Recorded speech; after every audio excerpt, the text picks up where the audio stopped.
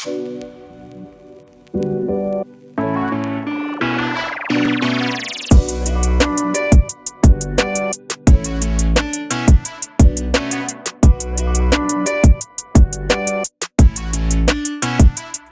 R$220 mil você leva para casa essa Toro Ranch, equipada com mecânica diesel e recheada de itens de série. Todos os detalhes você acompanha comigo a partir de agora e roda a vinheta.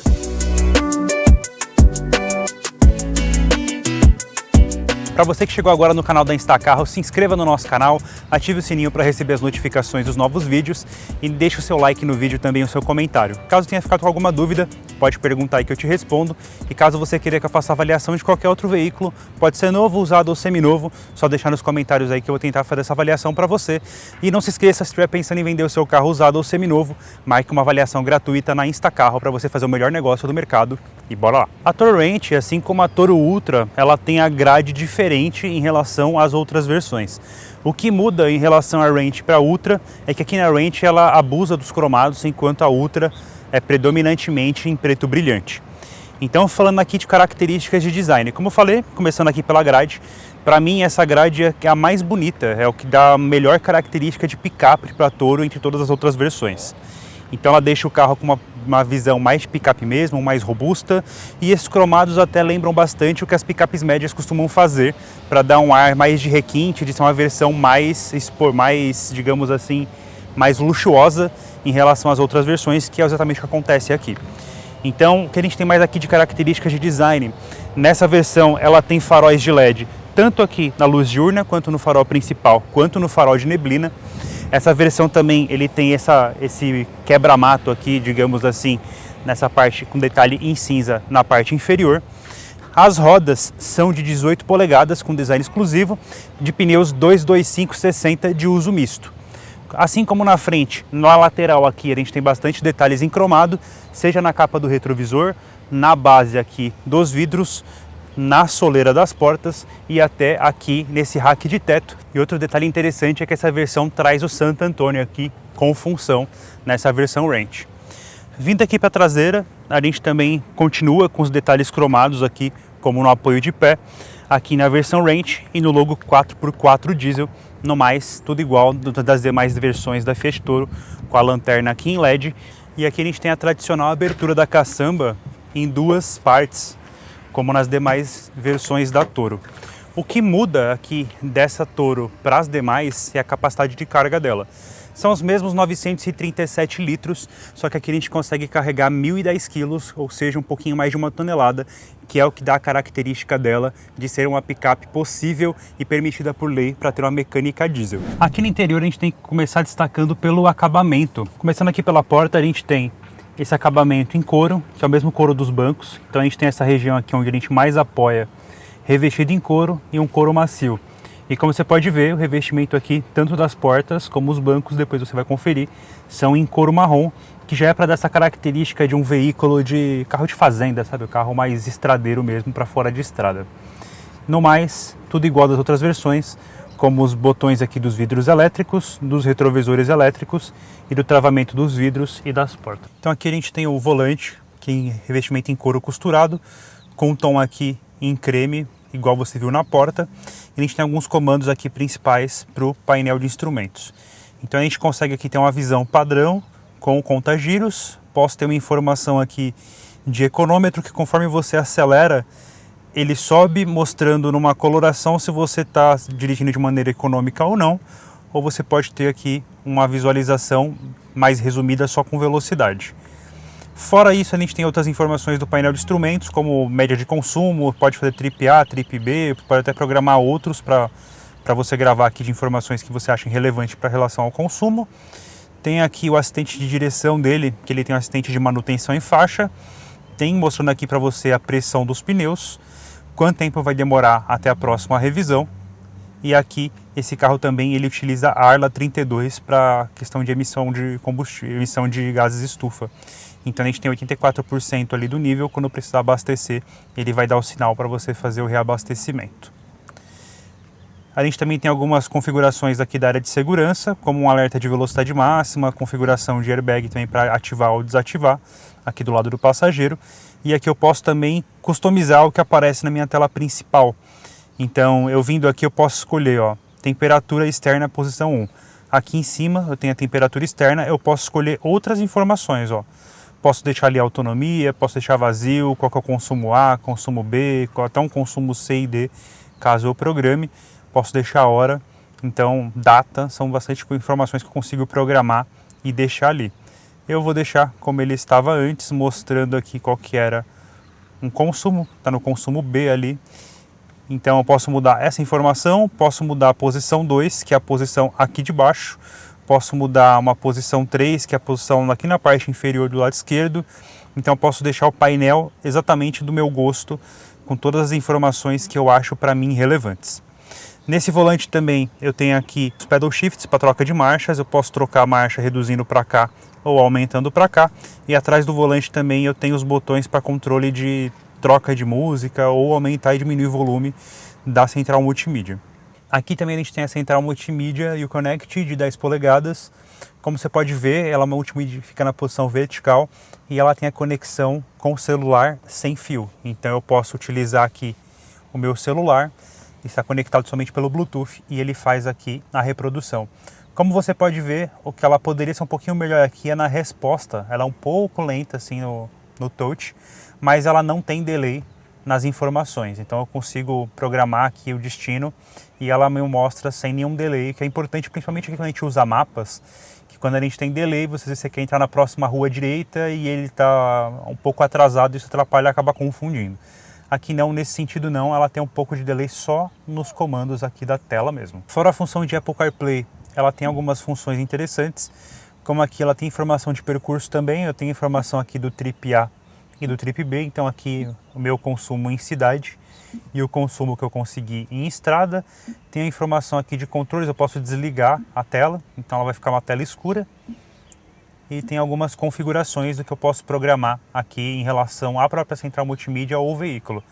Então eu tenho as informações aqui de segurança, o Parque Assist, eu posso programar se é com som ou sem som. Então tenho bastante informação para programar aqui com relação ao veículo. Inclusive tem geolocalização, posso reprogramar, restaurar com uma configuração de fábrica. Tem opções aqui onde desligar o carro, por exemplo. Quando eu clico, então eu posso ter aqui um acendimento temporário dos faróis. Digamos que você esteja numa garagem que seja escura, você pode programar aqui para ele apagar os faróis depois de 30 segundos. Então você mantém sua garagem iluminada para você entrar em casa sem precisar usar a lanterna de celular, por exemplo, coisas nesse sentido.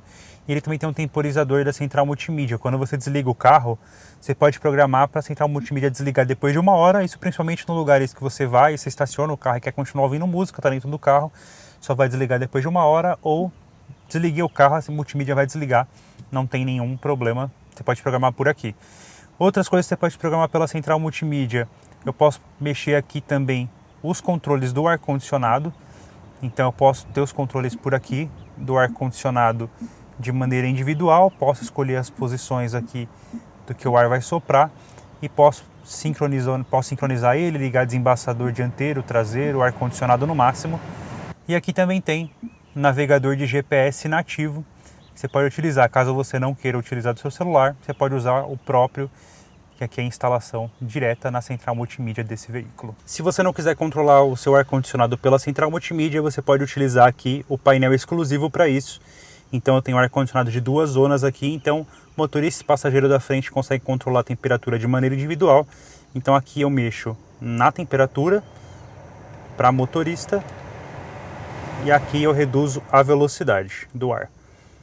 Posso controlar por aqui, posso deixar o ar programado de maneira automática, então digamos que eu queira que a temperatura interna aqui fique em 18 graus, eu ponho no automático e ele vai controlar a temperatura escolhida do ar e vai controlar a velocidade para que sempre essa temperatura fique constante dentro do veículo.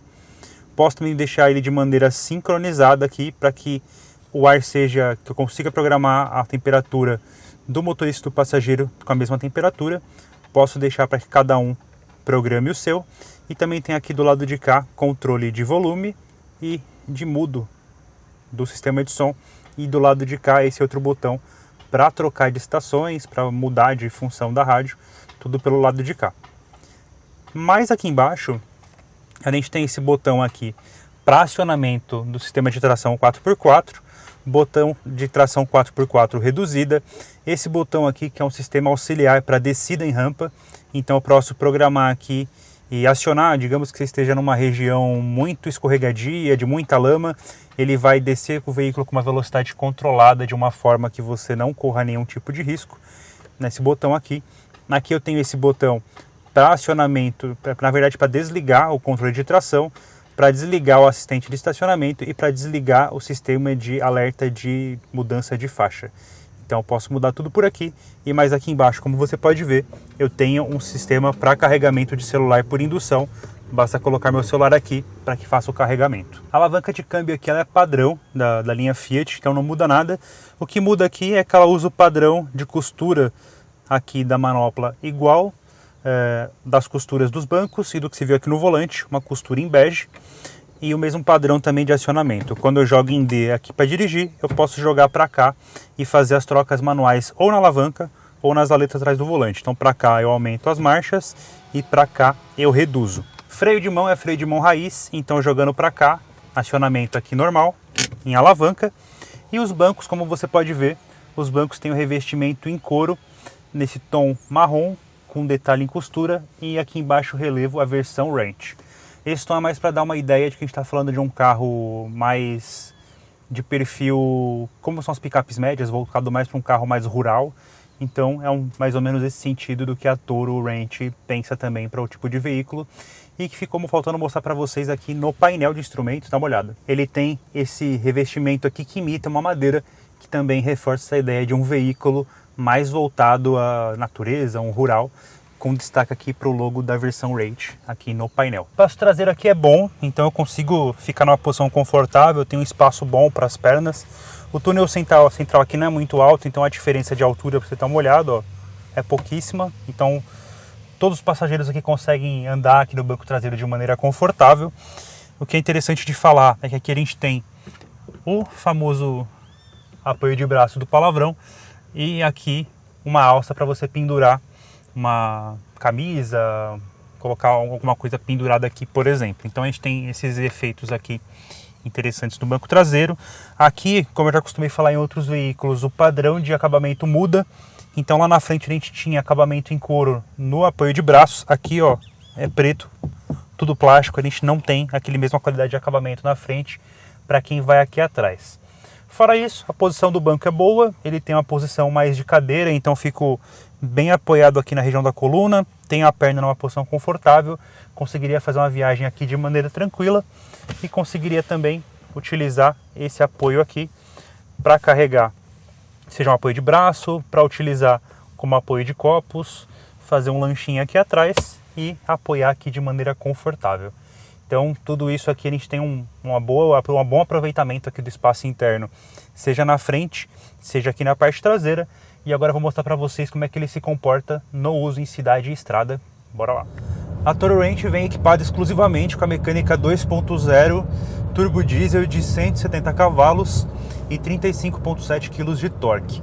Nessa configuração também o câmbio é um automático de 9 marchas e a tração aqui no caso é uma tração integral temporária com função de 4x4 alta ou reduzida. Você pode fazer essas duas funções aqui no veículo. A principal qualidade do que eu percebo assim dessa configuração dessa Toro Diesel na cidade, primeiro é o conforto dela, por ela ser mais pesada, cerca de 200 kg mais pesada do que a Toro Flex. Ela parece mais assentada e o sistema de suspensão dela oferece um conforto melhor, muito melhor na verdade do que das picapes médias. Então, a gente andando numa via assim, que a gente tem bastante emenda de asfalto, tem bastante buraco, a gente percebe como a suspensão ela é bem calibrada e propicia uma condução confortável aqui no uso urbano. Um outro ponto bom de destaque é falar sobre aqui o sistema de freios. O sistema de freios ele é bem preciso. Normalmente, alguns carros da Fiat, da Jeep, a gente percebe que quando a gente pisa no freio, tem como se fosse um pequeno delay, um espaço entre o que você começa a pisar e quando o carro começa a frear. Aqui não, todo toda a área de pedal. Assim que você começa a frear, o freio já começa a atuar, e isso é um ponto que traz mais segurança na condução. O que para mim é um ponto que aí já é uma questão de característica minha de condução, que me desagrada um pouco, é que nos carros da Fiat, da Jeep, os pedais eles são mais voltados ao centro do carro do que centralizados aqui ao volante. Então eu gosto de dirigir carros automáticos acelerando com o pé direito e freando com o pé esquerdo. E para que isso aconteça, eu tenho que virar meu tronco aqui, ó, e ficar dirigindo voltado para o centro do veículo. Isso é desconfortável. Então isso acaba me trazendo uma postura aqui de direção ruim, desconfortável para a região das pernas, da região lombar. E isso acaba não sendo bom por muito tempo. Então nesse carro aqui eu preciso exclusivamente dirigir ele utilizando só a perna direita.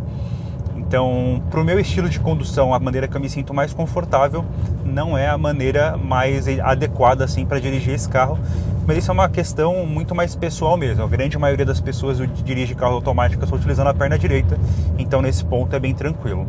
Aqui no trajeto em estrada, o que é um ponto positivo também para Toro, também essa questão de conforto de rodagem. O conjunto de suspensão ele é muito bem calibrado, ele é firme o suficiente para você andar aqui, pegar curvas de uma maneira confortável e segura.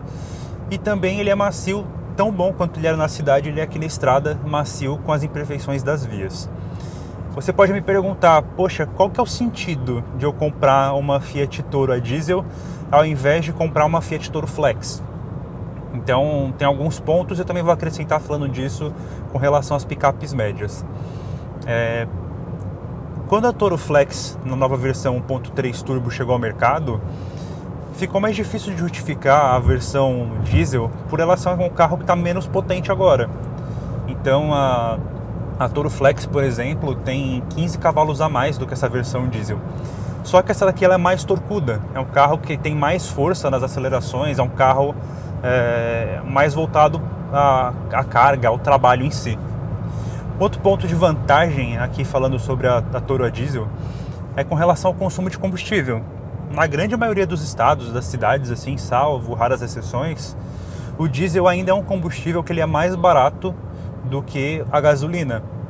Então quando a gente compara o consumo de combustível, vou pegar uma referência quando eu testei a Toro Flex da última vez, o melhor consumo que eu consegui com ela com etanol no tanque foi entre 6,5 e 7 km por litro, fazendo muito esforço. Se fosse converter esse valor para um consumo com gasolina, mais ou menos na proporção do que diferencia o consumo de um combustível para outro, eu teria um carro que consumiria em torno de, no máximo, 9 km por litro na cidade. Com a Toro Diesel aqui, na cidade, eu consegui tranquilamente um consumo de 10 km por litro. E aqui andando em estrada, uma velocidade média entre 90, 100, 110 por hora, eu estou aqui com 15,1. Isso é um número bastante irreal quando a gente pensa numa Toro Flex. Então, pensando agora em características de uma picape, ela é uma picape mais forte para o uso urbano, carrega mais carga, por ser uma picape com capacidade de carga de 1 tonelada, então eu posso carregar aqui 1 tonelada de carga, assim como as picapes médias, e eu consigo também ter uma picape com um ótimo consumo de combustível, então eu consigo combinar várias coisas. Esse também é um ponto que você, quando para e pensa assim, por que eu compraria uma Toro Diesel ao invés de comprar uma picape média? Se eu comparar a Toro com as picapes médias, ela é uma picape muito mais confortável, muito mais agradável de você conviver com ela, seja na cidade, seja aqui na estrada.